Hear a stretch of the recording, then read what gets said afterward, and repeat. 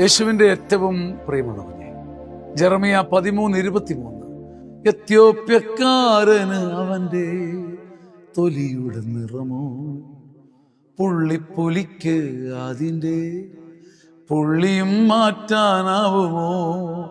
തിന്മ ചെയ്തു ശീലിച്ച നിനക്ക് നന്മ ചെയ്യാനായിടുമെന്നാൽ, തിന്മ ചെയ്തു ശീലിച്ച നിനക്ക് നന്മ ചെയ്യാനായിടും എന്നാൽ. എത്ര മധുരമുള്ളൊരു വാക്കാണ്. എത്യോപ്യക്കാരന് തൊലിയുടെ നിറം മാറ്റാൻ പറ്റുമോ?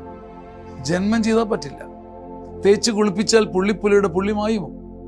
പക്ഷേ തിന്മ ശീലിച്ച, തിന്മയിൽ വീണുരുളുന്ന, തിന്മശീലമായ എനിക്കും നിനക്കും ഒരു തിരിച്ചുവരവ് എപ്പോഴും സാധ്യമാണ്. വേദഗ്രന്ഥം തുറന്നു വെക്കുന്ന വാതിലിൻ്റെ വെളിച്ചം ഇതാണ്.